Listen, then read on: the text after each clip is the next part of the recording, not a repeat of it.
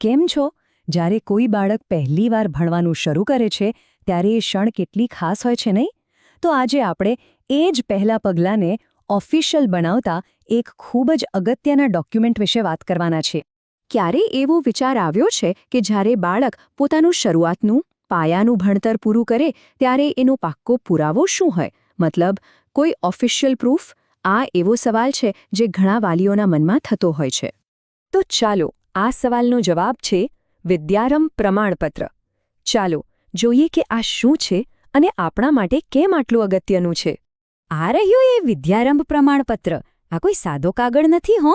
આ તો સરકાર તરફથી મળેલી એક સત્તાવાર માન્યતા છે, એક પ્રૂફ કે બાળકે આંગણવાડી કેન્દ્રમાં પોતાનું પાયાનું શિક્ષણ મેળવી લીધું છે. ખરેખર આ એક બહુ જ મહત્વનો સરકારી દસ્તાવેજ છે. અને હા, એક વાત બરાબર સમજી લઈએ. આનો મતલબ એ નથી કે બાળક ખાલી આંગણવાડીમાં હાજર હતું. ના, બિલકુલ નહીં.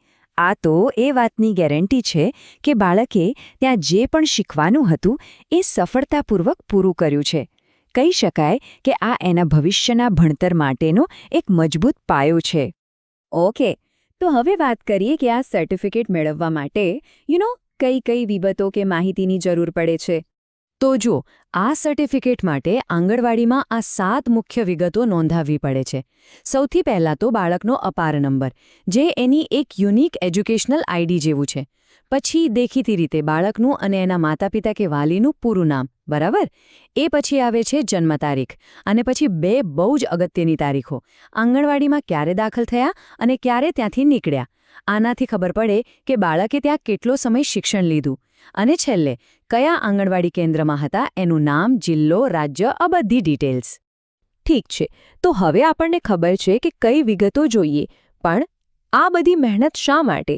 મતલબ કે આ પ્રમાણપત્ર આટલું ઇમ્પોર્ટન્ટ કેમ છે? ચાલો એ સમજીએ. સિમ્પલ શબ્દોમાં કહીએ તો આનો મુખ્ય હેતુ છે એક પાક્કી સાબિતી આપવી.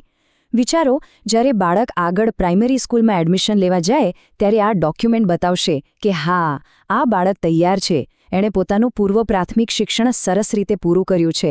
આ એકદમ ઓફિશિયલ પ્રૂફ બની જાય છે. અને આ શબ્દો જુઓ, સફળતાપૂર્વક મેળવેલ છે. આ બહુ જ પાવરફુલ વાક્ય છે.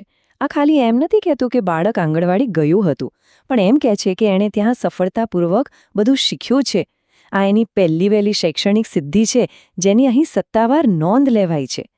જબરદસ્ત નહીં? ઓકે, તો આટલી બધી વાતચીત પછી આ બધાનો સાર શું છે?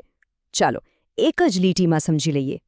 તો કહેવાનો મતલબ એ જ છે કે આને ખાલી એક કાગળનો ટુકડો ના ગણતા. આ તો બાળકના આખા એજ્યુકેશનલ કરિયરની જે કિતાબ છે ને, એનું પહેલું સોનેરી પાનું છે.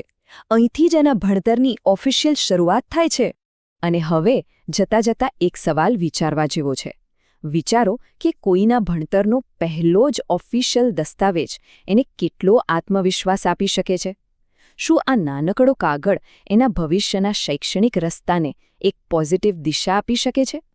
ભલે આ દેખાવમાં એક નાનકડું સર્ટિફિકેટ હોય, પણ એની અસર ખરેખર ઘણી મોટી હોઈ શકે છે. શું કહો છો?